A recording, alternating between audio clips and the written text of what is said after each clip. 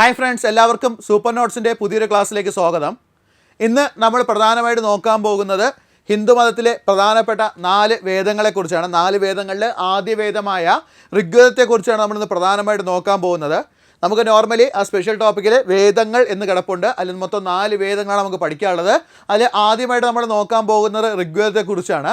അപ്പോൾ ആ 4 വേദങ്ങൾ ആദ്യം ഏതൊക്കെയെന്ന് അറിയാം. അപ്പോൾ ഒന്നാമതായിട്ട് നമ്മൾ പറയുന്ന വേദം ഏതാണ്ട് അത് ഋഗ്വേദമാണ്. ഒന്നാമത്തെ വേദമായിട്ട് പറയുന്ന ഏതാണ്? അത് ഋഗ്വേദമാണ്. രണ്ടാമതായിട്ട് നമ്മൾ പറയുന്ന വേദം ചോദിച്ചു കഴിഞ്ഞാൽ അത് യജുർവേദമാണ്. രണ്ടാമതായിട്ട് നമ്മൾ പറയുന്ന വേദം ഏതാണ്? അത് യജുർവേദമാണ്. അതേപോലെ മൂന്നാമതായിട്ട് പറയുന്ന വേദം ചോദിച്ചു കഴിഞ്ഞാൽ അത് സാമവേദമാണ്. മൂന്നാമത്തെ വേദമായിട്ട് പറയുന്നത് ഏതാണ്ട് അത് സാമവേദവും. 4ാം വേദമായിട്ട് പറയുന്നത് ഏതാണ്? അത് അഥർവ വേദവുമാണ്. 4ാം വേദമായിട്ട് പറയുന്നത് ഏതാണ്? അത് അഥർവ വേദവുമാണ്. ഈ 4 വേദങ്ങളുടെ പേര് ആദ്യമേ പഠിച്ചു വയ്ക്കുക. അപ്പോൾ ഹിന്ദുമതത്തിൽ അല്ലെങ്കിൽ നമ്മുടെ എന്താണ് പാരമ്പര്യമായിട്ടുള്ള നമ്മുടെ ഗ്രന്ഥങ്ങൾ ചോദിച്ച 4 ഗ്രന്ഥങ്ങളാണ് പറഞ്ഞിട്ടുള്ളത്. അതിൽ ഒന്നാമത്തെ ഗ്രന്ഥമാണ് ഏതെന്ന് പറയുന്നത് ഋഗ്വേദം എന്ന് പറയുന്നത്. രണ്ടാമതായിട്ട് നമ്മൾ ഏത് പറയുന്നുണ്ട്? യജുർവേദം പറയുന്നുണ്ട്. മൂന്നാമതായിട്ട് നമ്മൾ പറയുന്നത് ഏതാണ്? സാമവേദവും. 4ാമതായിട്ട് പറയുന്നത് ഏതാണ്? അഥർവ വേദവുമാണ് പറയുന്നത്. ഓക്കെ ആണല്ലോ. ഈ 4നും 4 കൺസെപ്റ്റുകളാണുള്ളത്. 4 കാര്യത്തിന് വേണ്ടിയാണ് 4 വേദങ്ങൾ എന്ത് ചെയ്തിട്ടുള്ളത് പറഞ്ഞിട്ടുള്ളത്. അല്ലെങ്കിൽ 4 കാര്യങ്ങളെന്നല്ല, നമ്മുടെ 4 രീതികളാണ് അത് പ്രധാനമായിട്ട് എന്ത് ചെയ്തിട്ടുള്ളത് പറഞ്ഞിട്ടുള്ളത്. അതേപോലെ യജ്ഞങ്ങൾ, ഹോമങ്ങൾ, ആയുർവേദം, സംഗീതം, ഇങ്ങനെയുള്ള പല കാര്യങ്ങളിലായിട്ടാണ് എന്ത് ചെയ്യുന്നത് ഈ 4 വേദങ്ങളുടെ വിവരണം എന്ത് ചെയ്തിട്ടുള്ളത് നൽകിയിട്ടുള്ളത്. ഓക്കെ ആണല്ലോ. ഈ 4 വേദങ്ങളും ഏകദേശം എന്താണ് ഒരു സംസ്കൃത ഭാഷയിൽ വേദിക് സാൻസ്ക്രിറ്റ് അല്ലെങ്കിൽ വേദ സംസ്കൃത ഭാഷയിലാണ് എന്ത് ചെയ്തിട്ടുള്ളത് രചിച്ചിട്ടുള്ളത്. അപ്പോൾ അതൊക്കെ ഓർത്തിരിക്കുക. 4ും രചിച്ചിട്ടുള്ള ഭാഷ ചോദിച്ചാൽ ഏതാണ്ട് അത് സംസ്കൃത ഭാഷയാണെന്ന് ഓർത്തിരിക്കുക. വേദിക് അല്ലെങ്കിൽ വൈദിക സംസ്കൃതം എന്നാ പറയുന്നത്. എന്താണ് വൈദിക സംസ്കൃതം എന്നാ പറയുന്നത്? ആ ഒരു കാര്യം കൂടെ ഓർത്തു വയ്ക്കുക. ഒരു ഭാഷയുടെ കാര്യം കൂടെ ഒന്ന് ഓർത്തു വെച്ചോണം. ഇനി ഓരോ വേദങ്ങളായിട്ട് പറയാം. ഇത് ക്രിസ്തു ജനിക്കുന്നതിനും വർഷങ്ങൾക്ക് മുമ്പ് രചിക്കപ്പെട്ട ഗ്രന്ഥമായിട്ടാണ് ഏതിനെ പറയുന്നത്? നമ്മുടെ വേദങ്ങൾ പറയുന്നത്. അതും കൂടെ ഒന്ന് ഓർത്തിരിക്കുക. ഇനി നമുക്ക് കാര്യത്തിലേക്ക് വരാം. ഫസ്റ്റായിട്ട് നമ്മൾ നോക്കേണ്ടത് ഋഗ്വേദമാണ്. എന്താണ് ഋഗ്വേദം കൊണ്ട് ഉദ്ദേശിക്കുന്നത്? ഋഗ്വേദം ഹിന്ദു ധർമ്മത്തിൻ്റെ ഏറ്റവും പുരാതനവും പ്രധാനപ്പെട്ടതുമായ ഒരു വേദമാണ്. അപ്പോൾ ഋഗ്വേദം എന്ന് പറഞ്ഞാൽ എന്താണ്ട് ഹിന്ദു ധർമ്മത്തിൻ്റെ ഏറ്റവും പുരാതനവും പ്രധാനപ്പെട്ടതുമായ ഒരു വേദമാണ് ഏതെന്ന് പറയുന്നത്? ഋഗ്വേദം എന്ന് പറയുന്നത്. ഋഗ് എന്ന വാക്കിൻ്റെ അർത്ഥം അവിടെ ശ്രദ്ധിച്ചോണം. ഇത് ഏറ്റവും പ്രധാനപ്പെട്ട പോയിന്റാണ്. ഋഗ് എന്ന വാക്കിൻ്റെ അർത്ഥം ചോദിച്ചു കഴിഞ്ഞാൽ എന്താണ്ട് അത് സ്തുതി അല്ലെങ്കിൽ മന്ത്രം എന്നാണ്. ഋഗ് എന്ന വാക്കിൻ്റെ അർത്ഥം എന്താണ്? സ്തുതി അല്ലെങ്കിൽ മന്ത്രമാണ്. വളരെ വളരെ ഇമ്പോർട്ടൻ്റ് ആണ്, ഓർത്തു വയ്ക്കുക. അപ്പോൾ ഋഗ്വേദത്തിലെ ഋഗ് എന്ന വാക്കിൻ്റെ അർത്ഥം ചോദിച്ചാൽ എന്താണ്? സ്തുതി അല്ലെങ്കിൽ മന്ത്രം എന്നാണ്. ഇത് ദേവതകളെ സ്തുതിക്കുന്ന മന്ത്രങ്ങളുടെ സമാഹാരമാണ്. അപ്പോൾ ഋഗ്വേദം എന്ന് പറയുന്നത് എന്താണ്? ഇത് വേദങ്ങളെ സ്തുതിക്കുന്ന മന്ത്രങ്ങളുടെ സമാഹാരമാണ്. അപ്പോൾ സ്തുതിക്കുന്ന എന്താണ്? ദേവതകളെ സ്തുതിക്കുന്ന മന്ത്രങ്ങളുടെ സമാഹാരമാണ് ഏതെന്ന് പറയുന്നത്? ഋഗ്വേദങ്ങൾ എന്ന് പറയുന്നത്. പ്രധാനമായും യജ്ഞങ്ങൾ എന്ന് പറഞ്ഞാൽ എന്താണ്? ഹോമങ്ങളിൽ ഇവ എന്ത് ചെയ്യുന്നുണ്ട്? ഉപയോഗിക്കുന്നുണ്ട്. അപ്പോൾ ഈ സ്തുതികൾ പ്രധാനമായിട്ടും യജ്ഞങ്ങൾ അല്ലെങ്കിൽ ഹോമങ്ങളിൽ എന്ത് ചെയ്യാറുണ്ട്? ഉപയോഗിക്കുന്നുണ്ടെന്നുള്ള കാര്യം കൂടെ ഓർത്തിരിക്കുക. ഓക്കെ ആണല്ലോ. അപ്പോൾ പറഞ്ഞ പോയിന്റ് ഏറ്റവും പ്രധാനപ്പെട്ട 2 പോയിന്റ് നിങ്ങൾ ഓർത്തു വയ്ക്കുക. ഒന്ന്, ഋഗ് എന്ന വാക്കിൻ്റെ അർത്ഥം ചോദിച്ചാൽ എന്താണ്? സ്തുതി അല്ലെങ്കിൽ മന്ത്രം എന്നാണ്. ഇത് ഋഗ്വേദത്തിൽ ഉദ്ദേശിക്കുന്നത് എന്താണ്? ഋഗ്വേദം എന്താ ഉദ്ദേശിക്കുന്നത്? ദേവതകളെ സ്തുതിക്കുന്ന മന്ത്രങ്ങളുടെ സമാഹാരമാണ് ഏതെന്ന് പറയുന്നത്? ഋഗ്വേദം എന്ന് പറയുന്നത്. അത് ആദ്യമേ ഓർത്തിരിക്കുക. ഇനി ഋഗ്വേദം എന്നത് വേദങ്ങളുടെ അടിസ്ഥാനവും ഹിന്ദു തത്വചിന്തയുടെ മൂലസ്തംഭവുമാണ്. അപ്പോൾ ഋഗ്വേദത്തിൻ്റെ ഏറ്റവും വലിയ പ്രത്യേകത എന്താ പറഞ്ഞത്? ഇത് വേദങ്ങളുടെ അടിസ്ഥാനം. അതാണ് പറഞ്ഞത് ആദ്യ വേദം. വേദങ്ങളിലെ ആദ്യ വേദം ചോദിച്ചാൽ അത് ഏതാണ്? അത് ഋഗ്വേദമാണ്. അപ്പോൾ ഋഗ്വേദം എന്ന് പറഞ്ഞാൽ എന്താണ്? വേദങ്ങളുടെ അടിസ്ഥാനവും ഹിന്ദു തത്വചിന്തയുടെ മൂലസ്തംഭവുമാണ്. ഹിന്ദു തത്വചിന്തയുടെ മൂലസ്തംഭവുമാണെന്നുള്ള കാര്യം കൂടെ എന്ത് ചെയ്യാമെന്ന് ഓർത്തു വയ്ക്കുക. ഇനി ഈ ഋഗ്വേദവുമായി ബന്ധപ്പെട്ട പൊതുവിവരങ്ങളാണ് നമ്മൾ ആദ്യം ചർച്ച ചെയ്യാൻ പോകുന്നത്. പൊതുവായിട്ടുള്ള വിവരങ്ങൾ നമ്മൾ എന്ത് ചെയ്യാം? ആദ്യം ചർച്ച ചെയ്ത് നോക്കാം. പൊതുവെ ബേസിക് ആയിട്ടുള്ള കുറച്ച് കാര്യങ്ങൾ. ഓക്കെ ആണല്ലോ. ആ ബേസിക് ആയിട്ട് ആദ്യം ഓർക്കേണ്ടതാണ്. ഇതിൻ്റെ കാലഘട്ടം എന്ന് പറയുന്നത് BC 1500നും 1000നും ഇടയിലാണ് പറയപ്പെടുന്നത്. കാരണം ഇത് എന്ന് ചെയ്തു എന്ന് യാതൊരു ഉറപ്പുമില്ല. ഓക്കെ, എന്ന് ചെയ്യുന്നില്ല, യാതൊരു ഉറപ്പുമില്ല, തെളിവില്ല, ഒന്നുമില്ല. അപ്പോൾ അവിടെ ഓർത്തിരിക്കുക, ഇത് എന്ന് രചിക്കപ്പെട്ടു എന്ന് ചോദിച്ചു കഴിഞ്ഞാൽ ഏകദേശം ഒരു കണക്ക് നമുക്ക് പറയാം. BC 1500നും 1000നും ഇടയിൽ രചിക്കപ്പെട്ടതാണെന്നാണ് എന്ത് ചെയ്യുന്നത്? ഇത് കരുതപ്പെടുന്നത്. അതൊന്ന് ഓർത്തിരിക്കുക. ഇതിൻ്റെ ഘടന എന്ന് പറയുന്നത് 10 മണ്ഡലങ്ങളാണ്. എത്രയുണ്ട്? 10 മണ്ഡലങ്ങളാണ്. എന്ന് വെച്ചാൽ 10 മണ്ഡലങ്ങൾ 10 പുസ്തകങ്ങളായിട്ടുണ്ട്. എന്ന് വെച്ചാൽ 10 ഭാഗങ്ങൾ. ഓക്കെ ആണല്ലോ. 10 പുസ്തകങ്ങൾ പറഞ്ഞാൽ എന്താണ്? ഋഗ്വേദത്തിന് 10 പാർട്ടായിട്ടാണ് രചിച്ചിട്ടുള്ളത്. അതിൽ മൊത്തം എത്ര സൂക്തങ്ങളുണ്ട്? 1028 സൂക്തങ്ങൾ. എത്രയാണ്? 1028 സൂക്തങ്ങളും അതേപോലെ 10600 ശ്ലോകങ്ങളും ഉണ്ട്. അപ്പോൾ ഋഗ്വേദത്തിൽ എന്താ പറയുന്നത്? 10 പാർട്ട്. അപ്പോൾ ഏറ്റവും സിമ്പിളായിട്ട് പറഞ്ഞാൽ എത്രയാണ്? 10 പാർട്ട്. 1028 സൂക്തങ്ങൾ 10600 ശ്ലോകങ്ങളായിട്ടാണ് വന്നിട്ടുള്ളത്. അവിടെ ശ്രദ്ധിക്കേണ്ട പോയിന്റ്, ഈ സൂക്തങ്ങളെ വിളിക്കുന്ന പേരാണ് ഹിമനുകൾ എന്ന് വിളിക്കും. സൂക്തങ്ങൾ നമ്മൾ ഇതിനകത്ത് പറയുന്ന പേരെന്താണ്? ഹിമനുകൾ എന്നാണ് വിളിക്കുന്നത്. ഓക്കെ, അപ്പോൾ ഋഗ്വേദത്തിൽ സൂക്തങ്ങളെ അറിയപ്പെടുന്ന പേരെന്താണ്ട്? ഹിമനുകൾ എന്നാണ് അറിയപ്പെടുന്നത്. അതും കൂടെ ഓർത്തിരിക്കുക. അപ്പോൾ ഓർത്തിരിക്കേണ്ട കേസ് ഇത്രയും ആലോചിക്കാം. ഫസ്റ്റ് ഓർക്കേണ്ട പോയിന്റ് ഇതാണ് പറഞ്ഞത്. ഋഗ്വേദം എന്ന് പറയുമ്പോൾ എത്രയാണ്? 10 മണ്ഡലങ്ങൾ 1028 സൂക്തങ്ങൾ. ഓക്കെ ആണല്ലോ? അവിടെ ഈ ഒരു കാര്യം കറക്റ്റായിട്ട് ഓർത്ത് വെച്ചോണേ. 10 മണ്ഡലങ്ങൾ ഋഗ്വേദം നമുക്ക് എത്ര എടുത്തിരിക്കാം? 10 മണ്ഡലങ്ങളായിട്ട് തിരിക്കാം. 10 മണ്ഡലങ്ങൾ, 10 മണ്ഡലം എന്ന് വെച്ചാൽ 10 പാർട്ട്, 1028 സൂക്തങ്ങൾ. 1028 എന്താണ്? സൂക്തങ്ങൾ. അതേപോലെ 10600 ശ്ലോകങ്ങൾ. 10600 ശ്ലോകങ്ങൾ. ഏകദേശ കണക്കാണ്. പാർട്ട് കറക്റ്റ് തന്നെയാണ്, സൂക്തങ്ങളും കറക്റ്റാണ്, ശ്ലോകങ്ങൾ ഏകദേശം ഒരു കണക്കാണ് പറയുന്നത്, ഉറപ്പല്ല. പക്ഷേ നോക്കുക, ഏകദേശം ഒരു കണക്ക് നമുക്ക് ഉറപ്പിച്ച് പറയാം. 10 പാർട്ട്, 1028 സൂക്തങ്ങൾ, 10600 ശ്ലോകങ്ങൾ, ഇത്രയും ഉൾപ്പെടുന്നതാണ് എന്ന് പറയുന്നത് ഋഗ്വേദം എന്ന് പറയുന്നത്. അത് കറക്റ്റായിട്ട് എന്ത് ചെയ്യാവുന്ന ഓർത്തു വയ്ക്കുക. ഓക്കെ ആണല്ലോ? ഇനി ശ്രദ്ധിക്കേണ്ട കേസ്, ഇവിടെ ഫസ്റ്റ് നമ്മൾ പറഞ്ഞു എന്താണ്? 10 മണ്ഡലങ്ങളായിട്ട് പറഞ്ഞു അല്ലേ? 10 മണ്ഡലങ്ങൾ, 1028 സൂക്തങ്ങൾ, അതേപോലെ ഏകദേശം 10600 ശ്ലോകങ്ങൾ. ഇതിൽ സൂക്തങ്ങളെയാണ് നമ്മൾ എന്ത് വിളിക്കുന്നത്? ഹിമനുകൾ എന്ന് വിളിക്കും. സൂക്തങ്ങളെ നമ്മൾ എന്ത് വിളിക്കും? ഹിമനുകൾ എന്ന് വിളിക്കും. ഇതിൻ്റെ രചന എന്ന് പറയുന്നത്, ഇത് ആരാണ് എഴുതിയത് അതും നമുക്ക് ഉറപ്പുള്ള കാര്യമല്ല. രചന എന്ന് പറയപ്പെടുന്നത് നമുക്ക് ഇങ്ങനെ പറയുന്നത്, ഋഷിമാർ ചേർന്ന്, ഏതാണ്? ഋഷിമാരും അവരുടെ കുടുംബവും ചേർന്ന് രചിച്ചതായിട്ടാണ് എന്ത് ചെയ്യുന്നത്? പറയപ്പെടുന്നത്. ഓക്കെ ആണല്ലോ? വിവിധ ഋഷികൾ, അവരുടെ കുടുംബങ്ങൾ, ഋഷി കുടുംബങ്ങൾ രചിച്ചതായിട്ടാണ് എന്ത് ചെയ്യുന്നത്? ഇത് പറയപ്പെടുന്നത്. ഇതിൽ ഉൾപ്പെട്ടിട്ടുള്ള പ്രധാനപ്പെട്ട ഋഷിമാർ ആരൊക്കെയെന്ന് ചോദിച്ചാൽ ആരൊക്കെയുണ്ട്? അതൊന്ന് കറക്റ്റായിട്ട് ഓർത്ത് വെച്ചോണം. എന്ന് വെച്ചാൽ ഇത് എന്താണ്? ഏകദേശം ഇതിനകത്ത് ഉൾപ്പെട്ടിട്ടുള്ള പ്രധാനപ്പെട്ട ഋഷിമാർ ആരൊക്കെയെന്ന് ചോദിച്ചു കഴിഞ്ഞാൽ അതിൽ വരുന്ന ഋഷിമാരാണ് ഗൃത്സമത, വിശ്വാമിത്ര, വസിഷ്ഠ, ജമദഗ്നി, ഭരദ്വാജ, കണ്വ, അത്രി. ഓക്കെ ആണല്ലോ? അപ്പോൾ ഓർത്തിരുന്നോണം, ഈ ഋഗ്വേദം രചിച്ചതായിട്ട് പറയപ്പെടുന്നത്, ഋഗ്വേദം രചിച്ചവരിൽ ഉൾപ്പെടുന്ന പ്രധാനപ്പെട്ട ഋഷിമാർ ആരൊക്കെയെന്ന് ചോദിച്ചാൽ ആരൊക്കെയാണ്? ഗൃത്സമത, വിശ്വാമിത്ര, വസിഷ്ഠ, ജമദഗ്നി, ഭരദ്വാജ, കണ്വ, അത്രി എന്നിവരാണ് ഇതിനകത്ത് പ്രധാനപ്പെട്ട ഋഷിമാരായിട്ട് എന്ത് ചെയ്യുന്നത്? ഉൾപ്പെടുക, അല്ലെങ്കിൽ ഇതിനകത്ത് ഉൾപ്പെടുന്ന പ്രധാനപ്പെട്ട ഋഷിമാരെന്നുണ്ട്. അപ്പോൾ ഇത് രചിച്ചതെന്ന് പറഞ്ഞാൽ ഋഷിമാരും അവരുടെ കുടുംബങ്ങൾ, ഋഷി കുടുംബാംഗങ്ങൾ ചേർന്നാണ് രചിച്ചതായിട്ട് പറയപ്പെടുന്നത്. അപ്പോൾ ഈ രചിച്ചവരിൽ ഉൾപ്പെടുന്ന പ്രധാനപ്പെട്ട ഋഷിമാർ ആരൊക്കെയെന്ന് ചോദിച്ചാൽ ആരൊക്കെയാണ്? ഗൃത്സമത വരുന്നുണ്ട്, വിശ്വാമിത്ര വരുന്നുണ്ട്, വസിഷ്ഠ വരുന്നുണ്ട്, ജമദഗ്നി വരുന്നുണ്ട്, ഭരദ്വാജ വരുന്നുണ്ട്, കണ്വ വരുന്നുണ്ട്, അത്രി വരുന്നുണ്ട്. ഓക്കെ, ഇവരൊക്കെയാണ് ഇതിനകത്ത് ഉൾപ്പെടുന്നവരായിട്ട് പറയപ്പെടുന്നത്. ഓക്കെ ആണല്ലോ? ഇനി ഈ ഋഗ്വേദത്തിൽ ആരാധിച്ചിട്ടുള്ള അല്ലെങ്കിൽ ഋഗ്വേദത്തിൽ പ്രതിപാദിച്ചിട്ടുള്ള പ്രധാനപ്പെട്ട ദേവതകൾ ആരൊക്കെയെന്ന് ചോദിച്ചാൽ അത് ആദ്യമായിട്ട് പറയുന്നത് ഇന്ദ്രനെ കുറിച്ചാണ്. ഏറ്റവും കൂടുതൽ പ്രതിപാദിച്ചിട്ടുള്ളതും ഇന്ദ്രനെ കുറിച്ച് തന്നെയാണ്. യുദ്ധത്തിൻ്റെയും മഴയുടെയും ദേവനായിട്ടാണ് ആരെ പറഞ്ഞിട്ടുള്ളത്? ഇന്ദ്രനെ പറഞ്ഞിട്ടുള്ളത്. ഓക്കെ ആണല്ലോ? അപ്പോൾ ഋഗ്വേദത്തിൽ പ്രതിപാദിച്ചിട്ടുള്ള പ്രധാനപ്പെട്ട ദേവതകൾ ചോദിച്ചാൽ അതിൽ ആദ്യം വരുന്നത് ആരാണ്? അത് ഇന്ദ്രനാണ്. യുദ്ധത്തിൻ്റെയും മഴയുടെയും ദേവനായിട്ടാണ് ആരെ പ്രതിപാദിക്കുന്നത്? ഇന്ദ്രനെ പ്രതിപാദിക്കുന്നത്. അടുത്തതായിട്ട് വരുന്നത് ആരാണ്? അഗ്നിയാണ്. അഗ്നിയുടെ ദേവനായിട്ട് ആര് വരുന്നുണ്ട്? അഗ്നിദേവനെ പ്രതിപാദിക്കുന്നുണ്ട്. അതേപോലെ നീതിയുടെ ദേവനായിട്ട് ആരെയാണ് പ്രതിപാദിക്കുന്നത്? വരുണനെയാണ് പ്രതിപാദിക്കുന്നത്. നീതിയുടെ ദേവനായിട്ട് ആരാണ് പറയുന്നത്? വരുണനെയാണ് പറഞ്ഞിട്ടുള്ളത്. അതേപോലെ സോമരസത്തിൻ്റെ ദേവനായിട്ട് സോമനെയാണ് പറഞ്ഞിട്ടുള്ളത്. സോമരസ ദേവനായിട്ട് ആരെ പറഞ്ഞിട്ടുണ്ട്? സോമൻ ദേവത അല്ലെങ്കിൽ സോമരസ ദേവതയായിട്ട് സോമനെയാണ് എന്ത് ചെയ്തിട്ടുള്ളത്? പറഞ്ഞിട്ടുള്ളത്. അപ്പോൾ പ്രധാനമായിട്ട് ഋഗ്വേദത്തിൽ പ്രതിപാദിച്ചിട്ടുള്ള പ്രധാനപ്പെട്ട ദേവതകൾ ചോദിച്ചാൽ ആരൊക്കെയാണ് വരുന്നത്?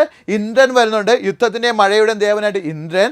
അതേപോലെ അഗ്നിയുടെ ദേവനായിട്ട് അഗ്നിദേവൻ വരുന്നുണ്ട്. നീതിയുടെ ദേവനായിട്ട് വരുണൻ വരുന്നുണ്ട്. സോമരസ ദേവനായിട്ട് ആര് വരുന്നുണ്ട്? സോമൻ വരുന്നുണ്ട്. അപ്പോൾ ഇവരെയാണ് ഇതിനകത്ത് പ്രധാനമായിട്ട് എന്ത് ചെയ്തിട്ടുള്ളത്? പ്രതിപാദിച്ചിട്ടുള്ള കാര്യം കൂടെ എന്ത് ചെയ്യുക? കറക്റ്റായിട്ടൊന്ന് ഓർത്ത് വയ്ക്കുക. ഓക്കെ ആണല്ലോ? ഇനി ഓർക്കേണ്ട ഇതിൻ്റെ ഘടനയാണ് പറയുന്നത്. ഇതിൻ്റെ ഘടന എന്ന് പറയുമ്പോൾ നമ്മൾ നേരത്തെ പറഞ്ഞു ആൾറെഡി 10 മണ്ഡലങ്ങൾ, 1028 സൂക്തങ്ങൾ, 10600 ശ്ലോകങ്ങൾ എന്ന രീതിയിലാണ് നമ്മുടെ ഘടന പറഞ്ഞത്. ഇനി ഈ ഘടനയുടെ പ്രത്യേകതകളാണ് ഞാൻ പറയാൻ പോകുന്നത്, ശ്രദ്ധിച്ചോണം. അപ്പോൾ ഋഗ്വേദം നമ്മൾ നേരത്തെ പറഞ്ഞു 10 മണ്ഡലങ്ങളായിട്ട് തിരിച്ചിരിക്കുന്നു എന്ന് പറഞ്ഞു. ഓരോന്നിനും വ്യത്യസ്ത ഋഷികളും അതിൻ്റെ വിഷയങ്ങളുമാണ് അതിനകത്ത് പ്രതിപാദിച്ചിട്ടുള്ളത്. അതിൽ മണ്ഡലങ്ങൾ 2 മുതൽ 7 വരെ. മണ്ഡലങ്ങൾ എത്രയാണ്?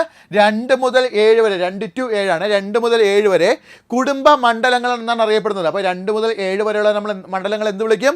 കുടുംബ മണ്ഡലങ്ങൾ എന്ന് വിളിക്കും. അപ്പോൾ ഋഗ്വേദത്തിലെ 2 മുതൽ 7 വരെയുള്ള മണ്ഡലങ്ങളെ നമ്മൾ എന്ത് പേരിൽ അറിയപ്പെടുന്നത്? കുടുംബ മണ്ഡലങ്ങൾ എന്നാണ് അറിയപ്പെടുന്നത്. ഇത് വിവിധ ഋഷി കുടുംബങ്ങൾ രചിച്ചവയാണ്. ഇത് വിവിധ പല ഋഷി കുടുംബങ്ങൾ ചേർന്ന് എന്താവയാണ്? രചിച്ചവയാണ്.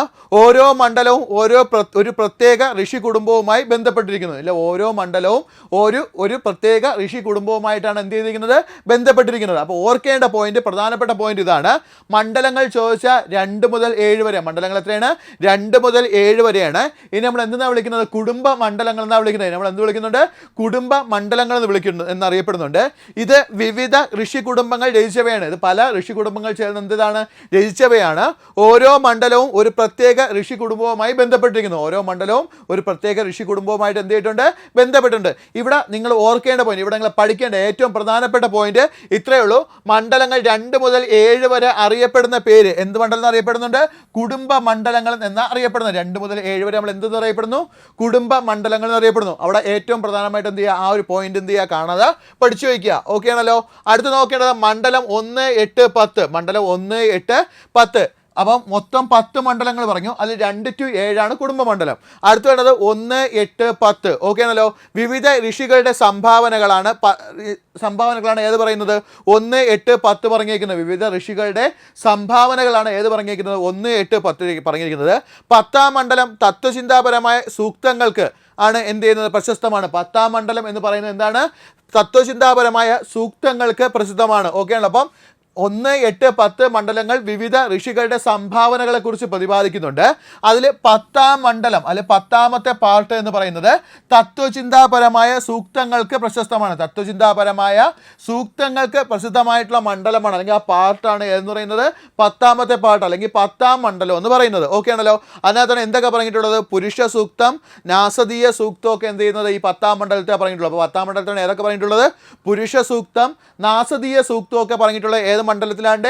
10ാം മണ്ഡലത്തിലാണെന്നുള്ള കാര്യം കൂടെ എന്ത് ചെയ്യുക? കറക്റ്റ് ആയിട്ടൊന്ന് ഓർത്തിരിക്കുക. ഇനി അടുത്ത് 9ാമത്തെ മണ്ഡലത്തിലാണ് നമ്മൾ എന്തിനെ കുറിച്ച് പറഞ്ഞിരിക്കുന്നത്? സോമദേവനും സോമയാഗത്തിനും സമർപ്പിച്ചത് മണ്ഡലം ചോദിച്ചാൽ അത് ഏതാണ്? അത് 9ാമത്തെ മണ്ഡലമാണ്. അപ്പോൾ സോമദേവനും സോമയാഗത്തിനും കൂടെ പ്രതിപാദിച്ചിരിക്കുന്ന മണ്ഡലം ചോദിച്ചാൽ ഏതാണ്ട്? അത് 9ാമത്തെ മണ്ഡലമാണെന്നുള്ള കാര്യം കൂടെ ഓർത്തിരിക്കുക. ഓക്കെ ആണല്ലോ. പറഞ്ഞ പോയിന്റ് ഇത്രയും മാത്രം ആലോചിച്ചാൽ മതി. 2 to 7 വരെയുള്ള മണ്ഡലം 2, 3, 4, 5, 6, 7. ഓക്കെ ആണല്ലോ. ഈ മണ്ഡലങ്ങൾ എന്താണ്? കുടുംബ മണ്ഡലം. കുടുംബത്തെക്കുറിച്ചാണ് കുടുംബ മണ്ഡലം എന്ന് അറിയപ്പെടും. 1, 8, 10 എന്ന് പറയുന്നത് പല ഋഷിമാരുടെ സംഭാവനകളെ കുറിച്ച് പറഞ്ഞിട്ടുണ്ട്. അതിൽ 10ാമത്തെ മണ്ഡലം ഈ 1, 8, 10 വിവിധ ഋഷിമാരുടെ സംഭാവനകളാണെങ്കിലും 10ാം മണ്ഡലം തത്വചിന്താപരമായ സൂക്തങ്ങൾക്ക് എന്താണ്? പ്രസിദ്ധമാണ്. തത്വചിന്താപരമായ സൂക്തങ്ങൾക്ക് പ്രസിദ്ധമാണ്.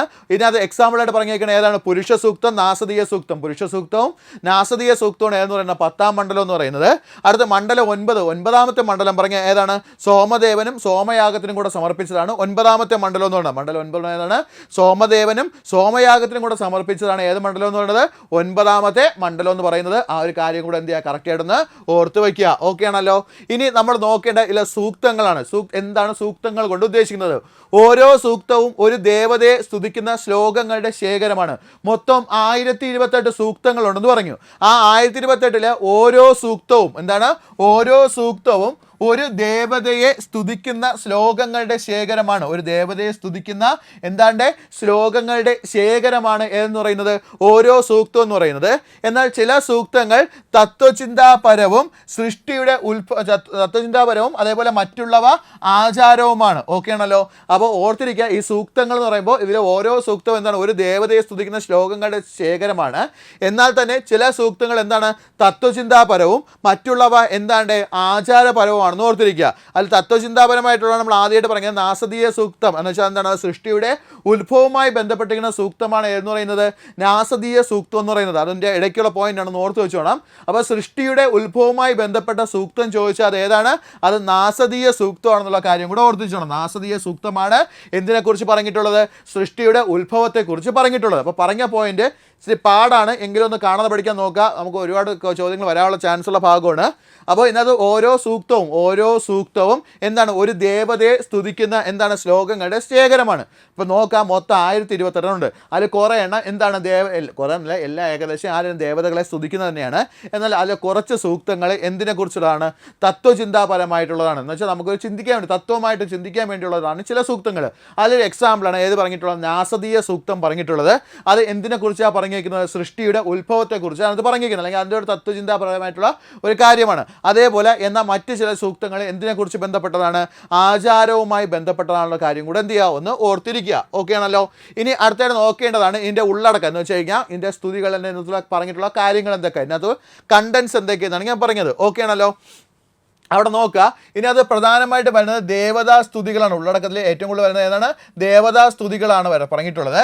ദേവതാ സ്തുതികളിൽ ഏറ്റവും കൂടുതൽ പറഞ്ഞിട്ടുള്ളത് ഇന്ദ്രഭഗവാനാണ്. യുദ്ധത്തിൻ്റെയും അതേപോലെ എന്താണ് മഴയുടെയും ദേവനായിട്ടുള്ള ഇന്ദ്രനാണ് ഏറ്റവും കൂടുതൽ എന്ത് ചെയ്തിട്ടുള്ളത്? പ്രതിപാദിച്ചിട്ടുള്ളത്. ഏറ്റവും കൂടുതൽ സൂക്തങ്ങൾ ഇന്ദ്രന് സമർപ്പിച്ചിരിക്കുന്നത്. ഏറ്റവും കൂടുതൽ സൂക്തങ്ങൾ ആർക്കാണ് സമർപ്പിച്ചിരിക്കുന്നത്? ഇന്ദ്രനാണ് സമർപ്പിച്ചിരിക്കുന്നത്. അപ്പോൾ കൂടുതൽ സൂക്തങ്ങൾ ഋഗ്വേദത്തിലെ ഏറ്റവും കൂടുതൽ സൂക്തങ്ങൾ ആർക്കാണ് സമർപ്പിച്ചിട്ടുള്ളതെന്ന് ചോദിച്ചാൽ ആർക്കാണ്? ഏത് ദേവതയ്ക്കാണെന്ന് ചോദിച്ചാൽ ഏത് ദേവതയ്ക്കാണ്?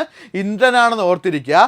യുദ്ധവീരനും മഴയുടെ ദേവനുമായ ഇന്ദ്രൻ വൃതാസുരനെ വധിച്ചതിൻ്റെ കഥകൾ ഇതിനകത്ത് പ്രസിദ്ധമാണ്. ഓക്കെ ആണല്ലോ. അപ്പോൾ ഇതിൽ ഏറ്റവും പ്രസിദ്ധമായ കഥ ചോദിച്ചു കഴിഞ്ഞാൽ എന്താണ്? ഇന്ദ്രൻ ആരെ വധിക്കുന്നത്? വൃതാസുരനെ വധിച്ചതിൻ്റെ കഥ ഏതിനകത്ത് ഏറ്റവും കൂടുതൽ പ്രസിദ്ധമായിട്ടുണ്ട്? ഋഗ്വേദത്തിൽ ഏറ്റവും കൂടുതൽ പ്രതിപാദിച്ചു, അല്ലെങ്കിൽ ഋഗ്വേദത്തിൽ പ്രതിപാദിച്ച ഏറ്റവും പ്രധാനപ്പെട്ട ഒരു കഥയാണ് എന്ന് പറയുന്നത് ഇന്ദ്രൻ ആരെ വധിച്ചത്? വൃതാസുരനെ വധിച്ച കാര്യം അതൊന്ന് ഓർത്തിരിക്കുക. അടുത്തായിട്ട് വരുന്നതാണ് അഗ്നിദേവൻ. പിന്നെ വരുന്ന ആരാണ്? അഗ്നിദേവനാണ്. യജ്ഞത്തിൻ്റെ ദേവനായിട്ടാണ് ആരെ പറയുന്നത്? അഗ്നിദേവനെ പറയുന്നത്. യജ്ഞത്തിൻ്റെ അല്ല, ഹോമത്തിൻ്റെ ദേവനായിട്ടാണ് ആരെ പറയുന്നത്? അഗ്നിദേവനായിട്ട് പറയുന്നത് അല്ലേ. നമ്മൾ നോർമലി അറിയാം, ഗണപതി ഹോമം എന്ത് ഹോമമാണെങ്കിലും അവിടെ എന്താണ്? ഒരു ദീപം കാണും അല്ലെ, ഒരു എന്താണ്? ഒരു അഗ്നി കാണും. ആ അഗ്നിയെ, ആ യജ്ഞത്തിൻ്റെ ദേവനായിട്ടാണ് ആരെ പ്രതിപാദിക്കുന്നത്? അഗ്നിദേവനെ പ്രതിപാദിക്കുന്നത്. അതേപോലെ അദ്ദേഹത്തിന് തന്നെ ഏകദേശം എത്ര സൂക്തങ്ങൾ പറഞ്ഞിട്ടുണ്ട്? 200-ലധികം സൂക്തങ്ങൾ ആരെക്കുറിച്ചാണ്? അഗ്നിദേവനെ കുറിച്ചാണ് പ്രതിപാദിച്ചിട്ടുള്ളത്. അതേപോലെ ബാക്കിയുള്ള പ്രധാനപ്പെട്ട ദേവതകൾ ചോദിച്ചാൽ ആരൊക്കെയാണ്? വരുണൻ വരുന്നുണ്ട്, സോമൻ വരുന്നുണ്ട്, അശ്വിനികൾ വരുന്നുണ്ട്, ഉഷസ് വരുന്നുണ്ട്. ഇവർക്കും എന്തുണ്ട്? ഇവർക്കും അവരുടേതായ രീതിയിലുള്ള മന്ത്രങ്ങൾ എന്ത് ചെയ്യുന്നുണ്ട്? അല്ലെങ്കിൽ സൂക്തങ്ങൾ എന്ത് ചെയ്തിട്ടുണ്ട്? പ്രതിപാദിച്ചിട്ടുണ്ട് അല്ലേ. ഈ ഉഷസ് എന്ന് പറഞ്ഞാൽ പ്രഭാത ദേവത എന്നറിയപ്പെടുന്ന ആരെയാണ്? ഉഷസിനെയാണ്. അവർക്കും അവരുടേതായ ഇതിൽ, അല്ലെങ്കിൽ അവർക്കും വേണ്ടിയും എന്തുണ്ട്? പ്രധാനപ്പെട്ട ചില സൂക്തങ്ങൾ അവർക്കും വേണ്ടി എന്ത് ചെയ്തിട്ടുണ്ട്? മാറ്റി വെച്ചിട്ടുള്ള കാര്യം കൂടെ ഓർത്തു വയ്ക്കുക. ഓക്കെ ആണല്ലോ. അപ്പോൾ ഇവിടെ നിങ്ങൾ ശ്രദ്ധിക്കേണ്ട കേസ്, ഈ ഋഗ്വേദത്തിൽ ഏറ്റവും കൂടുതൽ സ്തുതികളുള്ളത് ഏത് ദേവനാണെന്ന് ചോദിച്ചാൽ ഏത് ദേവനാണ്? ഇന്ദ്രനാണ്. അത് കഴിഞ്ഞിട്ട് ആർക്കാണ് വരുന്നത്? അത് അഗ്നിദേവനാണുള്ള കാര്യം കൂടെ ഓർത്തിരിക്കുക. ഓക്കെ ആണല്ലോ. ഇന്ദ്രൻ്റെ ഏത് കഥയാണ് ഇതിനകത്ത് പ്രസിദ്ധമായിട്ട് നോട്ട് ചെയ്ത് അല്ലെങ്കിൽ പ്രസിദ്ധമായിട്ടുള്ളതെന്ന് ചോദിച്ചു കഴിഞ്ഞാൽ ആരെയാണ്? ഇന്ദ്രൻ ആരെ വധിക്കുന്നത്? വൃതാസുരനെ വധിക്കുന്നത്. ഇന്ദ്രൻ വൃതാസുരനെ വധിക്കുന്ന കഥയാണ് ഋഗ്വേദത്തിൽ ഏറ്റവും പ്രശസ്തമായിട്ടുള്ള കഥ ചോദിച്ചു കഴിഞ്ഞാൽ അതാണ്. അതേപോലെ യജ്ഞത്തിൻ്റെ ദേവനായിട്ടാണ് ആരെ പറയുന്നത്? അഗ്നിയെ പറയുന്നത്. അദ്ദേഹത്തിന് എത്ര സൂക്തങ്ങൾ പറഞ്ഞിട്ടുണ്ട്? 200-ലധികം സൂക്തങ്ങൾ അഗ്നിദേവനുമായി ബന്ധപ്പെട്ടതുണ്ടെന്ന് ഓർത്തിരിക്കുക. ബാക്കിയുള്ളത് ആർക്കൊക്കെ പറഞ്ഞിട്ടുള്ളത്? വരുണൻ, സോമൻ, അശ്വിനികൾ, ഉഷസ് തുടങ്ങിയ ദേവതകൾക്കും എന്ത് ചെയ്തിട്ടുണ്ട്? അവരുടേതായ രീതിയിലുള്ള സൂക്തങ്ങൾ എന്ത് ചെയ്തിട്ടുണ്ട്? പ്രതിപാദിച്ചിട്ടുള്ള കാര്യം കൂടെ എന്ത് ചെയ്യുക? കറക്റ്റായിട്ടൊന്ന് ഓർത്ത് വയ്ക്കുക. ഓക്കെ ആണല്ലോ. ഇനി അടുത്തായിട്ട് നമുക്ക് നോക്കേണ്ടതാണ് ഇതിൻ്റെ പ്രധാനപ്പെട്ട തത്വചിന്ത. നമ്മുടെ ഋഗ്വേദത്തിൻ്റെ ഏറ്റവും പ്രധാനപ്പെട്ട തത്വചിന്ത എന്ന് പറയുന്നത്. ഓക്കെ ആണല്ലോ. തത്വചിന്തയിൽ ഏറ്റവും പ്രധാനമായിട്ട് വരുന്ന സൂക്തമാണ് ഏതെന്ന് പറയുന്നത്? പുരുഷ സൂക്തം എന്ന് പറയുന്നത്. ഏതെന്ന് പറയുന്നത്? പുരുഷ സൂക്തം എന്ന് പറയുന്നത്. ഇത് ഏത് മണ്ഡലത്തിനെ കുറിച്ച് പ്രതിപാദിച്ചിട്ടുള്ള? 10ാം മണ്ഡലത്താണ് പുരുഷ സൂക്തത്തെക്കുറിച്ച് പ്രതിപാദിച്ചിട്ടുള്ളത്. ഇനി അത് ശ്രദ്ധിക്കുക. ബ്രഹ്മാണ്ടത്തിന്റെ സൃഷ്ടിയെ വിവരിക്കുന്നു. പുരുഷ സൂക്തം എന്താണ് പറയുന്നത്? ബ്രഹ്മാണ്ടത്തിന്റെ സൃഷ്ടിയെ ആണ് എന്ത് ചെയ്യുന്നത്? വിവരിക്കുന്നത്. പുരുഷ സൂക്തം വിവരിക്കുന്നത് എന്താണ്? ബ്രഹ്മാണ്ടത്തിന്റെ സൃഷ്ടിയെയാണ് വിവരിക്കുന്നത്. പുരുഷ എന്ന മഹാപുരുഷനിൽ നിന്നാണ് ലോകവും സമൂഹവും ഉത്ഭവിച്ചെന്ന് പറയുന്നു. ഓർത്ത് വെച്ചാൽ പുരുഷ എന്ന മഹാപുരുഷനിൽ നിന്നാണ് എന്ത്? ലോകവും സമൂഹവും ഉത്ഭവിച്ചതെന്ന് പറയുന്നു. അതും കൂടെ ഓർത്തിരിക്കുക. അപ്പോൾ തത്വചിന്ത ഓർത്തിരിക്കുക. അപ്പോൾ പുരുഷ സൂക്തം എത്രാം മണ്ഡലമാണ്? 10ാം മണ്ഡലത്തിലാണ് പുരുഷ സൂക്തത്തെക്കുറിച്ച് പ്രതിപാദിച്ചിട്ടുള്ളത്. ബ്രഹ്മാണ്ടത്തിൻ്റെ സൃഷ്ടിയെ വിവരിക്കുന്നു. പുരുഷ എന്ന മഹാപുരുഷനിൽ നിന്നാണ് ലോകവും സമൂഹവും എന്ത് ചെയ്യുന്നത്? ഉത്ഭവിച്ചതെന്ന് പറയുന്നു. ഇനി അടുത്തായിട്ട് വരുന്നതാണ് ഏതെന്ന് പറഞ്ഞാൽ നാസദീയ സൂക്തം. അവിടെ ശ്രദ്ധിക്കേണ്ട ഒറ്റ പോയിന്റ് വരുന്നുള്ളൂ. ബ്രഹ്മാണ്ടത്തിൻ്റെ സൃഷ്ടിയെക്കുറിച്ച് വിവരിക്കുന്ന സൂക്തം ചോദിച്ചാൽ അത് ഏതാണ്? അത് പുരുഷ സൂക്തമാണ്. എന്ന് വെച്ചാൽ പുരുഷ എന്ന മഹാപുരുഷനിൽ നിന്നാണ് ലോകവും അതേപോലെ സമൂഹം ഉത്ഭവിച്ചത് എന്ത് ചെയ്യുന്നു പറയുന്നു. അവിടെ അത്രയുള്ള അതിനുള്ള പ്രധാനപ്പെട്ട പോയിന്റായിട്ട് പറയുന്നത്. അടുത്ത പറയുന്നത് നാസദീയ സൂക്തം. അടുത്ത പറയുന്നത് ഏതാണ്? നാസദീയ സൂക്തമാണ്. സൃഷ്ടിയുടെ ഉത്ഭവത്തെക്കുറിച്ചുള്ള ആഴമേറിയ തത്വചിന്താപരമായ ചിന്ത. ഓക്കെ ആണല്ലോ. ഇത്രയേ ഉള്ളൂ. സൃഷ്ടിയുടെ ഉത്ഭവത്തെക്കുറിച്ച്. ഇതെന്താണ്? ഇത് ബ്രഹ്മാണ്ടത്തിൻ്റെ സൃഷ്ടിയെക്കുറിച്ച്.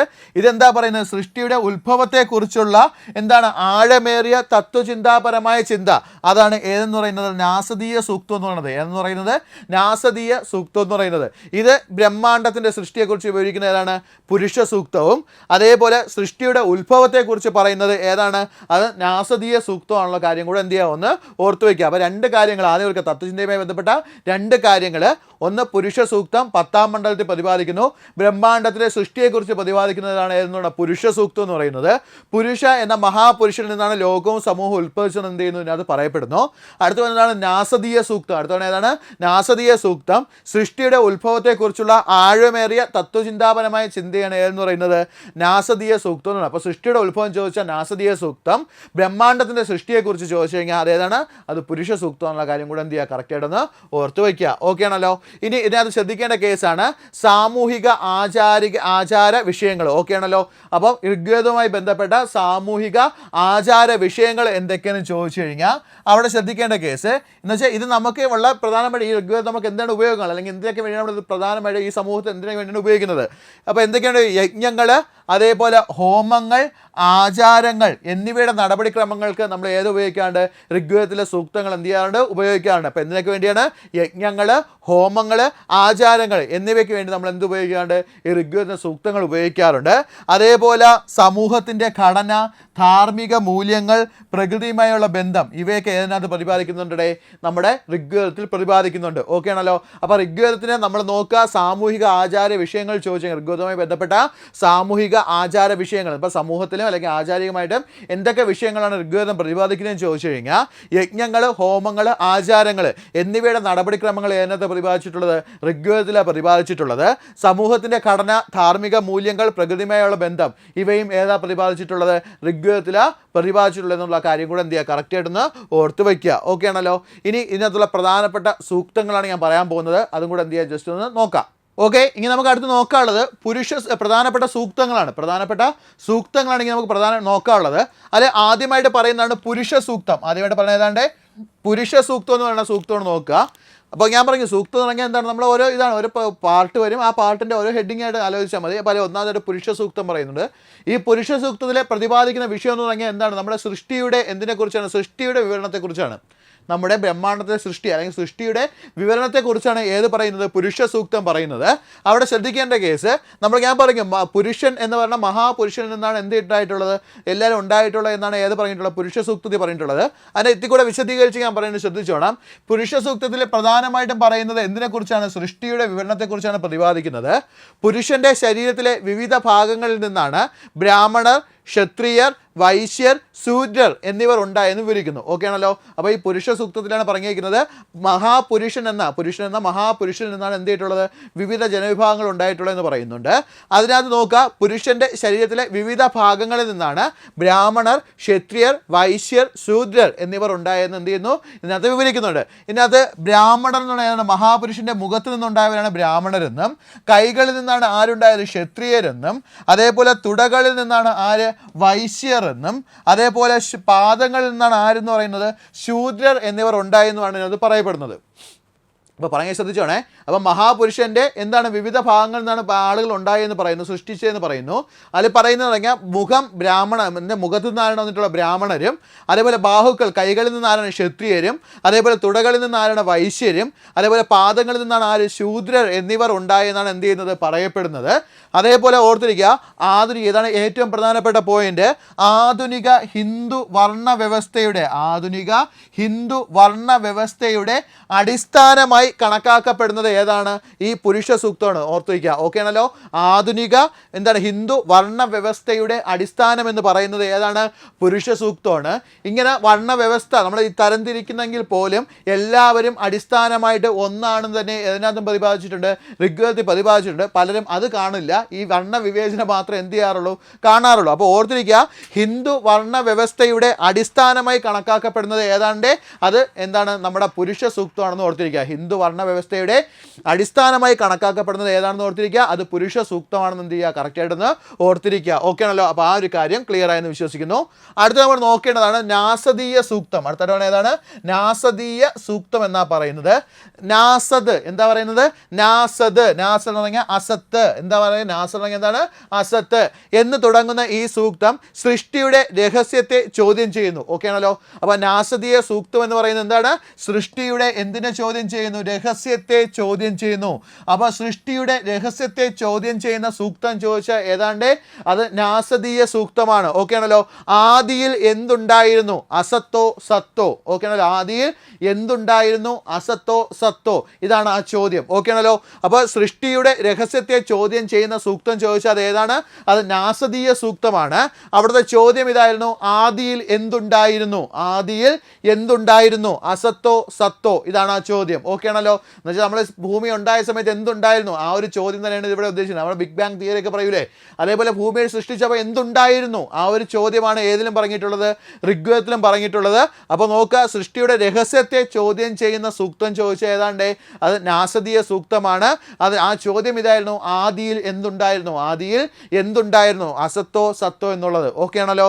അതേപോലെ ഇത് തത്വചിന്തയുടെ ആദ്യകാല രൂപമായി കണക്കാക്കപ്പെടുന്നുണ്ട്. ഇതാണ് എന്ത് ചെയ്യുന്നത്? തത്വചിന്തയുടെ ആദ്യകാല രൂപമായി കണക്കാക്കപ്പെടുന്നത്. തത്വചിന്തയുടെ ആദ്യകാല രൂപമായി കണക്കാക്കപ്പെടുന്നത് ഏതാണ്? ഈ നാസദീയ സൂക്തമാണ്. തത്വചിന്തയുടെ ആദ്യകാല രൂപമായി കണക്കാക്കപ്പെടുന്നത് ഏതാണ്ട് അത് നാസദീയ സൂക്തമാണെന്നുള്ള കാര്യം കൂടെ എന്ത് ചെയ്യുക? കറക്റ്റായിട്ടൊന്ന് ഓർത്ത് വയ്ക്കുക. ഓക്കെ ആണല്ലോ. അടുത്തതായിട്ട് വരുന്നതാണ് ഗായത്രി മന്ത്രം. ഇതിനകത്താണ് അടുത്ത സൂക്തം ഏതാണ്? ഗായത്രി മന്ത്രം. നമുക്ക് എല്ലാവർക്കും അറിയാം ഗായത്രി മന്ത്രം എന്നുള്ളത് ഓം ഭൂർ ഭൂ സ്വഹ എന്ന് തുടങ്ങുന്ന പ്രശസ്തമായ മന്ത്രമാണ് ഏതെന്ന് പറയുന്നത്? ഗായത്രി മന്ത്രം എന്ന് പറയുന്നത് ഹിന്ദുക്കൾക്കിടയിലെ ഏറ്റവും പവിത്രമായ മന്ത്രമായി കണക്കാക്കപ്പെടുന്നത് ഏതാണ്ട് അത് ഗായത്രി മന്ത്രമാണ്. അത് ഓർത്തിരിക്കണം. ഹിന്ദുക്കളിലെ ഏറ്റവും പവിത്രമായ മന്ത്രമായി കണക്കാക്കുന്നത് ഏതാണ്ട് അത് ഗായത്രി മന്ത്രമാണെന്ന് ഓർത്തിരിക്കുക. എല്ലാ മന്ത്രങ്ങളുടെയും മാതാവാണ് ഗായത്രി മന്ത്രമെന്നും എല്ലാ മന്ത്രങ്ങളുടെയും എന്താണ്? മാതാവാണ് ആരെന്ന് പറയുന്നത്? ഗായത്രി മന്ത്രമെന്നും ഗായത്രി മന്ത്രം കൂടാതെയുള്ള ഒരു മന്ത്രവും ഫലം തരുന്നില്ലെന്നും ഗായത്രി ഉപദേശം യഥാവധി നേടി ജപം ചെയ്ത ശേഷം മാത്രമാണ് മറ്റ് മന്ത്രങ്ങൾ ചെയ്യാൻ ഒരു സാധകന് അർഹതയുള്ളൂ എന്നതാണ് ഇതിൻ്റെ വിശ്വാസം. ഓക്കെ ആണല്ലോ. ഇത് ജസ്റ്റ് ഒറ്റ കാര്യം ഒന്നിച്ച് പറയുന്നതേ ഉള്ളൂ. അവിടെ ഓർക്കേണ്ട പോയിന്റ് ഇതാണ്. ഗായത്രി മന്ത്രമാണ് നമ്മൾ എന്തെന്നുള്ള മന്ത്രങ്ങളുടെ മാതാവായിട്ട് പറയുന്നത്. എല്ലാ മന്ത്രങ്ങളുടെയും മാതാവ് എന്ന് പറയുന്നത് ആരാണ്ട്? അത് ഗായത്രി മന്ത്രമാണ്. എല്ലാ മന്ത്രങ്ങളുടെയും മാതാവ് എന്ന് കണക്കാക്കപ്പെടുന്നത് ആരാണ്? അത് ഗായത്രി മന്ത്രമാണെന്ന് ഓർത്തിരിക്കുക. ഗായത്രി മന്ത്രം കൂടാതെയുള്ള ഒരു മന്ത്രവും എന്ത് ചെയ്യുന്നില്ല? ഫലം തരുന്നില്ല. ഗായത്രി മന്ത്രം കൂടാതെയുള്ള ഒരു മന്ത്രം എന്ത് ചെയ്തില്ല? ജസ്റ്റ് ഒന്ന് വായിച്ച് മനസ്സിലാക്കി വെക്കാവുന്നേ ഉള്ളൂ. പെട്ടെന്ന് പിടിയിട്ടും ഇത്രയും ആർത്താൽ മതി. അപ്പോൾ ഹിന്ദുക്കൾക്കിടയിലെ ഏറ്റവും പവിത്രമായ മന്ത്രമാണ് ഏതെന്ന് പറയുന്നത്? ഗായത്രി മന്ത്രം എന്ന് പറയുന്നത്. എല്ലാ മന്ത്രങ്ങളുടെയും മാതാവായിട്ടാണ് ആരെ കണക്കാക്കുന്നത്? ഗായത്രി മന്ത്രത്തെ കണക്കാക്കുന്നത്. ഓർത്തിരിക്കുക. ഗായത്രി മന്ത്രം കൂടാതെയുള്ള ഒരു മന്ത്രവും എന്ത് ചെയ്യില്ല? ഫലം തരുന്നില്ല എന്നും ഗായത്രി ഉപദേശം യഥാവധി നേടി ജപം ചെയ്ത ശേഷം മാത്രമാണ് മറ്റ് മന്ത്രങ്ങൾ ചെയ്യാൻ ഒരു സാധകൻ എന്ത് ചെയ്യുള്ളൂ? അർഹതയുള്ളതാകുന്നു എന്നാണ് എൻ്റെ വിശ്വാസം. അർഹത ഉണ്ടാകുകയുള്ളൂ എന്നും വിശ്വാസമുണ്ട്. ഓക്കെ. അപ്പോൾ ഗായത്രി മന്ത്രം ചൊല്ലണമെങ്കിൽ എന്ത് മന്ത്രം ചൊല്ലണമെങ്കിലും അവിടെ ആദ്യം എന്ത് പറഞ്ഞിരിക്കണം? ഗായത്രി മന്ത്രം പറഞ്ഞിരിക്കണം. അതിനുശേഷം മാത്രമേ മറ്റ് മന്ത്രങ്ങൾ എന്ത് ചെയ്യാനുള്ളൂ? ചൊല്ലുവാനുള്ള മറ്റ് അർഹതയുള്ളൂ എന്നുള്ള വിശ്വാസമുള്ളതാണ് ഏതെന്ന് പറയുന്നത് നമ്മുടെ ഗായത്രി മന്ത്രം എന്ന് പറയുന്നത്. അപ്പോൾ ഗായത്രി മന്ത്രവും ഏതിനകത്തുള്ളതാണ്? ഋഗ്വേദത്തിലുള്ളതാണ്. ഗായത്രി മന്ത്രം ഏത് വേദത്തിലാണ് പ്രതിപാദിക്കുന്നത്? ഋഗ്വേദത്തിലാണ് പ്രതിപാദിക്കുന്നത്. നമ്മളിത് ജസ്റ്റ് ഒന്ന് ഓർത്ത് വയ്ക്കും. നമുക്കിത് അറിയാനുള്ള കേസ് എന്ന് പറയും. പക്ഷേ ഓർത്തിരിക്കേണ്ട കേസ് ഏറ്റവും രസം എന്നുള്ളത് സിവിൽ സർവീസിന് വരെ ചോദിച്ച ചോദ്യമാണിത്. കളിയല്ല പറഞ്ഞത്, ചിരിക്കാൻ വേണ്ടിയല്ല പറയേണ്ടത്. സിവിൽ സർവീസ് നമ്മുടെ UPSC ഇല്ലേ, IAS IPS IFS എന്ന് പറഞ്ഞില്ലേ, അതിന് വരെ ചോദിച്ച ഒരു ചോദ്യമാണ് ഏതെന്ന് പറയുന്നത്?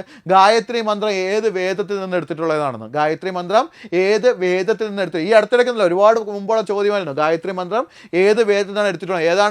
ഏതാണ്? അത് ഋഗ്വേദമാണെന്നുള്ള കാര്യം ഓർത്തിരിക്കുക. നമുക്ക് ഓർക്കേണ്ട പോയിന്റ്, ഹിന്ദുക്കൾക്കിടയിലെ ഏറ്റവും പവിത്രമായ മന്ത്രമായി കണക്കാക്കപ്പെടുന്നത് ഏതാണ്? ഗായത്രി മന്ത്രമാണ്. എല്ലാ മന്ത്രങ്ങളുടെയും മാതാവായിട്ടാണ് ആരെ കണക്കാക്കുന്നത്? ഗായത്രി മന്ത്രത്തെ കണക്കാക്കുന്നത്. എന്ത് ജപം തുടങ്ങണമെങ്കിൽ ആദ്യം എന്ത് ചെയ്യുക? ഗായത്രി മന്ത്രം ഉരുവിട്ടതിന് ശേഷം മാത്രമേ എന്ത് ചെയ്യാവൂ? എന്ത് ജപങ്ങൾ തുടങ്ങിയാലും അതിനുള്ള ഫലം ഉണ്ടാവുകയുള്ളൂ എന്നാണ് ഇതിൻ്റെ വിശ്വാസം. ആ ഒരു കാര്യം കൂടെ എന്ത് ചെയ്യാവുന്ന ഓർത്തു വയ്ക്കുക. ഓക്കെ ആണല്ലോ. ഇനി ഇതിൻ്റെ പ്രാധാന്യമാണ്, ഋഗ്വേദത്തിൻ്റെ പ്രാധാന്യം എന്തൊക്കെയെന്നാണ് ഞാൻ പറയാൻ പോകുന്നത്. ഓർത്തിരിക്കുക. ഒന്ന്, ആത്മീയമായിട്ടുള്ള പ്രാധാന്യം എന്തൊക്കെയെന്ന് നോക്കാം. ഋഗ്വേദം ഹിന്ദു ധർമ്മത്തിൻ്റെ അടിസ്ഥാന ഗ്രന്ഥമാണെന്നാണ് പരിഗണിക്കുന്നത്. ഋഗ്വേദം എന്താണ്? ഹിന്ദു ധർമ്മത്തിൻ്റെ അടിസ്ഥാന ഗ്രന്ഥം എന്ന രീതിയിലാണ് എന്ത് ചെയ്യാറുള്ളത്? പരിഗണിക്കാറുള്ളത്. ഉപനിഷത്തുകൾക്കും വേദാന്ത തത്വചിന്തയ്ക്ക് ഇത് വഴിയൊരുക്കി. ഋഗ്വേദം എന്ത് ചെയ്തു? ഉപനിഷത്തുകൾക്കും അതേപോലെ വേദാന്ത തത്വചിന്തയ്ക്ക് എന്തൊരുക്കിയുടെ വഴിയൊരുക്കി. ഉപനിഷത്തുകൾക്കും വേദാന്ത തത്വചിന്തയ്ക്കും വഴിയൊരുക്കി. ഈ ഉപനിഷത്തുകളൊക്കെ ഇനി അങ്ങോട്ട് നമ്മൾ യജുർവേദമൊക്കെ പഠിപ്പിക്കാൻ അതിൻ്റെ പാർട്ടാണ് ഉപനിഷത്തുകൾ വരുന്നത്. അതിൻ്റെ കൂടെ ഞാൻ എന്തായാലും ഉപനിഷത്തുകൾ ഡീറ്റെയിൽഡ് പോകില്ല. ഉപനിഷത്തുകൾ ഞാൻ സെപ്പറേറ്റ് നിങ്ങൾക്ക് എന്ത് ചെയ്ത് തരാം, അത് പറഞ്ഞുതരാം. കാരണം അത് പ്രധാനപ്പെട്ട പോയിന്റ് മാത്രം നോക്കിയാൽ മതി. അത് നമുക്ക് സെപ്പറേറ്റ് ചെയ്ത് പഠിച്ചാൽ മതി, അങ്ങനെ നോക്കിയാൽ മതി. ഇപ്പോൾ തൽക്കാലത്തേക്ക് ഇത്ര ആലോചിക്കുക. ഉപനിഷത്തുകൾക്കും വേദാന്ത തത്വചിന്തയ്ക്കും വഴിയൊരുക്കിയത് ഏതാണ്? ഋഗ്വേദമാണെന്ന് ഓർത്തിരിക്കുക. ദേവതകളുമായുള്ള ബന്ധവും പ്രകൃതിയോടുള്ള ആദരവും ഉൾക്കൊള്ളുന്ന വേദം ചോദിച്ചു കഴിഞ്ഞാൽ ഏതാണ്ട് അത് ഋഗ്വേദമാണ്. അപ്പോൾ ദേവതകളുമായുള്ള ബന്ധവും പ്രകൃതിയോടുള്ള ആദരവും ഉൾക്കൊള്ളുന്ന വേദം ചോദിച്ചാൽ അത് ഏതാണ്? അത് ഋഗ്വേദമാണെന്നുള്ള കാര്യം കൂടെ എന്ത് ചെയ്യുക, ഒന്ന് ഓർത്തിരിക്കുക. ഇനി സാംസ്കാരികമായിട്ട് ഋഗ്വേദത്തിൻ്റെ പ്രാധാന്യം ചോദിച്ചു കഴിഞ്ഞാൽ ഇന്ത്യൻ സംസ്കാരത്തിൻ്റെ വേര് എന്നറിയപ്പെടുന്നത് ഏതാണ്ട് ഋഗ്വേദമാണ്. ഇന്ത്യൻ സംസ്കാരത്തിൻ്റെ വേര് എന്നറിയപ്പെടുന്നത് എന്താണ്? ഋഗ്വേദമാണ്. അതേപോലെ വൈദിക ഭാഷ എന്ന് വെച്ചാൽ വേദിക ഭാഷ, വേദിക് ലാംഗ്വേജ്, വൈദിക ഭാഷ, കവിത, സാഹിത്യം എന്നിവയുടെ ആദിമ രൂപം എന്നറിയപ്പെടുന്നത് ഏതാണ്ട് ഋഗ്വേദമാണ്. വൈദിക ഭാഷ, കവിത, സാഹിത്യം എന്നിവയുടെ ആദിമ രൂപം എന്ന് പറയപ്പെടുന്നത് ഏതാണ്ട് ഋഗ്വേദമാണെന്ന് ഓർത്തിരിക്കുക. യജ്ഞങ്ങളുടെ അല്ലെങ്കിൽ ആചാരങ്ങൾ ഇന്നും ഹിന്ദു ധർമ്മത്തിൽ എന്ത് ചെയ്യുന്നു? തുടരുന്നത്. ഇപ്പോൾ ഋഗ്വേദത്തിൽ പ്രതിപാദിച്ചുള്ള യജ്ഞങ്ങളും അതേപോലെ ആചാരങ്ങൾ, യജ്ഞങ്ങളുടെ ആചാരങ്ങൾ ഇന്നും എന്ത് ചെയ്യുന്നുണ്ട്? ഹിന്ദു ധർമ്മത്തിൽ എന്ത് ചെയ്യുന്നുണ്ട്? തുടരുന്നുണ്ട്. ആ ഒരു കാര്യം കൂടെ ഓർത്തിരിക്കുക. ഇനി വിജ്ഞാനപരമായിട്ടുള്ള പ്രത്യേകത ചോദിച്ചു കഴിഞ്ഞാൽ ശാസ്ത്രീയവും തത്വചിന്താപരമായ ചിന്തകൾ ഏതിനകത്ത് പറഞ്ഞിട്ടുണ്ട്? നമ്മുടെ ഋഗ്വേദത്തിൽ പ്രതിപാദിക്കുന്നുണ്ട്. ശാസ്ത്രീയവും തത്വപരമായ ചിന്തകൾ ഏതിനകത്ത് പ്രതിപാദിക്കുന്നുണ്ട്? ഋഗ്വേദത്തിൽ പ്രതിപാദിക്കുന്നുണ്ട്. ഉദാഹരണത്തിന് സൃഷ്ടിയെക്കുറിച്ചുള്ള ചോദ്യങ്ങൾ ആധുനിക ശാസ്ത്രവുമായി താരതമ്യം ചെയ്യപ്പെടാറുണ്ട്. അതാണ് സൃഷ്ടിയെക്കുറിച്ച്. ഇപ്പോൾ സൃഷ്ടിയിൽ ആദ്യം എന്തുണ്ടായിരുന്നു? സത്തോ അസത്തോ എന്നല്ലേ നമ്മുടെ ചോദ്യം പറയുന്നത്. അത് തന്നെയാണ് ഏറ്റവും വലിയ ചോദ്യം. ഈ ഭൂമി ഉണ്ടായിരുന്നപ്പോൾ ആദ്യം എന്തുണ്ടായി? അതാണ് ഏറ്റവും വലിയ ചോദ്യം ഉള്ളത്. അതാണ് സൃഷ്ടിയെക്കുറിച്ചുള്ള ചോദ്യങ്ങൾ ആധുനിക ശാസ്ത്രവുമായി എന്ത് ചെയ്യാറുണ്ട്? താരതമ്യം ചെയ്യപ്പെടാറുണ്ട്. സംസ്കൃത ഭാഷയുടെ വികാസത്തിന് അടിസ്ഥാനമായ ഗ്രന്ഥം ചോദിച്ചാൽ ഏത് തന്നെയാണ്? ഋഗ്വേദമാണ്. ആ ഒരു കാര്യം കൂടെ എന്ത് ചെയ്യുക? കറക്റ്റായിട്ടൊന്ന് ഓർത്തിരിക്കുക. ഓക്കെ ആണല്ലോ. ഇനി ആചാരങ്ങളിലെ ഉപയോഗം, നമ്മളെ ഋഗ്വേദം ആചാരങ്ങളിലെ ഉപയോഗം ചോദിച്ചാൽ ഋഗ്വേദത്തിലെ മന്ത്രങ്ങൾ അല്ലെങ്കിൽ ഹോത്ര എന്ന് പറയുന്നത് എന്ത് ചെയ്യുന്നുണ്ട്? ഇത് ഉച്ചരിക്കണം. ഋഗ്വേദത്തിലെ മന്ത്രങ്ങൾ എന്താണ്? ഹോത്ര എന്ന് പറഞ്ഞിട്ട് എന്ത് ചെയ്യുന്നു? യജ്ഞത്തിലെ പുരോഹിതൻ എന്ത് ചെയ്യാറുണ്ട്? ഉച്ചരിക്കാറുണ്ട്. ഓക്കെ ആണല്ലോ. ഹോത്ര ഉച്ചരിക്കുന്നത്. ഹോത്ര എന്ന് പറയുന്നതാണ് യജ്ഞത്തിലെ പുരോഹിതൻ എന്ന് പറയുന്നത്. യജ്ഞത്തിലെ പുരോഹിതൻ, നമ്മുടെ പൂജാരി എന്ന് പറയില്ല, നമ്മുടെ ഈ ഹോമം ചെയ്യുമ്പോൾ പൂജാരി എന്നല്ലേ, നമ്മൾ ഈ വടക്കോട്ടൊക്കെ പോയി കഴിഞ്ഞാൽ അവിടെ പുരോഹിതൻ എന്നാണ് പറയുന്നത്. അപ്പോൾ ഹോത്ര, ഋഗ്വേദത്തിലെ മന്ത്രങ്ങൾ ആരാണ് ഉച്ചരിക്കുന്നത്? അത് ഹോത്ര എന്ന് പറയുന്ന പുരോഹിതനാണ് ഉച്ചരിക്കുന്നത്. ഓർത്തിരിക്കുക. ഹോത്ര എന്നുള്ള പുരോഹിതൻ എന്ത് ചെയ്യുന്നുണ്ട്? ഉച്ചരിക്കുന്നുണ്ട്. അതേപോലെ യജ്ഞങ്ങൾ, ഹോമങ്ങൾ, വിവാഹം, മറ്റ് ആചാരങ്ങൾ എന്നിവയിൽ എന്ത് ഉപയോഗിക്കാറുണ്ട്? ഋഗ്വേദത്തിൻ്റെ ആശയങ്ങൾ എന്ത് ചെയ്യാണ്ട് ഉപയോഗിക്കുക. ഗായത്രി മന്ത്രം ദൈനംദിന ജപത്തിനും ധ്യാനത്തിനും എന്ത് ചെയ്യാറുണ്ട്? ഉപയോഗിക്കാറുണ്ട്. ഗായത്രി മന്ത്രം ദൈനംദിന ജപത്തിനും ധ്യാനത്തിനും എന്ത് ചെയ്യുന്നുണ്ട്? ഉപയോഗിക്കുന്നുണ്ട്. അപ്പോൾ ആചാരങ്ങളുടെ ഉപയോഗം ചോദിച്ചു കഴിഞ്ഞാൽ ഋഗ്വേദത്തിലെ മന്ത്രങ്ങളാണ് ആര്? ഈ പുരോഹിതൻ്റെ പേരാണ് ഹോത്ര എന്നാണ് പറയുന്നത്. അദ്ദേഹം ഉച്ചരിക്കുന്നുണ്ട്. യജ്ഞങ്ങൾ, ഹോമങ്ങൾ, വിവാഹം, മറ്റ് ആചാരങ്ങൾ എന്നിവയിൽ എന്ത് ഉപയോഗിക്കാറുണ്ട്? ഋഗ്വേദത്തിലെ മന്ത്രങ്ങൾ ഉപയോഗിക്കുന്നുണ്ട്. ഗായത്രി മന്ത്രം ദൈനംദിന ജീവിതത്തിനും ധ്യാനത്തിനും എന്ത് ചെയ്യുന്നുണ്ട്? ഉപയോഗിക്കുന്നുണ്ട്. ആ ഒരു കാര്യം കൂടെ എന്ത് ചെയ്യുക? കറക്റ്റായിട്ടൊന്ന് ഓർത്തിരിക്കുക. ഓക്കെ ആണല്ലോ. ഇനി ഋഗ്വേദത്തിൻ്റെ ആചാരപരമായ ഉപയോഗം ചോദിച്ചു കഴിഞ്ഞാൽ പ്രത്യേകിച്ച് വരുന്നത് ഏതൊക്കെയാണ്? യജ്ഞങ്ങളാണ്. യജ്ഞങ്ങൾ അല്ലെങ്കിൽ ഹോമങ്ങളാണ്. അഗ്നിഹോത്രം, സോമയാഗം, വാജ്പേയ, രാജസൂയ എന്നീ യജ്ഞങ്ങൾ ഏതാണ്? ഋഗ്വേദത്തിൽ എന്ത് ചെയ്യാണ്? പ്രതിപാദിച്ചിട്ടുള്ള കാര്യങ്ങളാണ്. അതേപോലെ സംസ്കാരങ്ങൾ ചോദിച്ചു കഴിഞ്ഞാൽ വിവാഹം, ഉപനയനം, ശ്രാദ്ധം, അന്ത്യോഷ്ടി, ശ്രാദ്ധം, അന്ത്യേഷ്ടി ഇതൊക്കെ എന്താണ്? മരണാനന്തര ചടങ്ങുകളാണ്. ഇതിലൊക്കെ പറഞ്ഞിരിക്കുന്ന കാര്യങ്ങൾ ഏതാണ്ട് നമ്മുടെ ഋഗ്വേദത്തിൽ പ്രതിപാദിച്ചിട്ടുള്ള കാര്യങ്ങൾ അനുസരിച്ചാണ് എന്ത് ചെയ്യുന്നത്? ഇതിനകത്തുള്ള സ്തുതികൾ അല്ലെങ്കിൽ മന്ത്രങ്ങൾ എന്ത് ചെയ്യാണ്? ജപിക്കാറുള്ളത്. അതേപോലെ ദൈനംദിന സന്ധ്യാവന്ദനം, ഗായത്രി ജപം ഇതൊക്കെ ഏതിനകത്തുള്ള കാര്യങ്ങളാണ്? ഋഗ്വേദവുമായി ബന്ധപ്പെട്ട കാര്യങ്ങളാണെന്ന് ഓർത്തിരിക്കുക. അപ്പം ഋഗ്വേദത്തിൻ്റെ ആചാരപരമായ ഉപയോഗം ചോദിച്ചാൽ എന്താണ്? യജ്ഞങ്ങൾ അല്ലെങ്കിൽ ഹോമങ്ങൾക്ക് ഉപയോഗിക്കേണ്ട ഏതൊക്കെയാണ്? അഗ്നിഹോത്രം, സോമയാഗം, വാജപേയ, രാജസൂയ എന്നീ ഹോമങ്ങൾ ഏത് വരാറുണ്ട്? നമ്മുടെ ഋഗ്വേദ ആചാരങ്ങൾ വരാറുണ്ട്.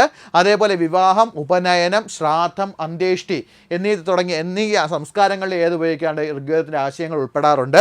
അതേപോലെ ദൈനംദിന ഡെയിലി ആയിട്ടുള്ള കാര്യങ്ങൾ എന്താണ്? സന്ധ്യാവന്ദനം, ഗായത്രി ജപം എന്നിവയിലും ഏതിൻ്റെ കാര്യങ്ങൾ വരാറുണ്ട്? ഋഗ്വേദത്തിൻ്റെ കാര്യങ്ങൾ എന്ത് ചെയ്യാറുണ്ട്? ഉൾപ്പെടാറുണ്ട്. ആ ഒരു കാര്യം കൂടെ എന്ത് ചെയ്യുക? ഓർത്തിരിക്കുക. ഓക്കെ ആണല്ലോ. ഇനി ഇതിനകത്തുള്ള പ്രധാനപ്പെട്ട മന്ത്രങ്ങൾ ചോദിച്ചു കഴിഞ്ഞാൽ ഏതൊക്കെ വരുന്നുണ്ട്? ഗായത്രി മന്ത്രം വരുന്നുണ്ട്. ബുദ്ധി, ശുദ്ധി എന്നിവയ്ക്കാണ് ഏത് ഉപയോഗിക്കുന്നത്? ഗായത്രി മന്ത്രം ഉപയോഗിക്കുന്നത്. വിവാഹ സൂക്ത മന്ത്രം ഉപയോഗിക്കുന്നത് ദാമ്പത്യ ഐക്യത്തിന് വേണ്ടി.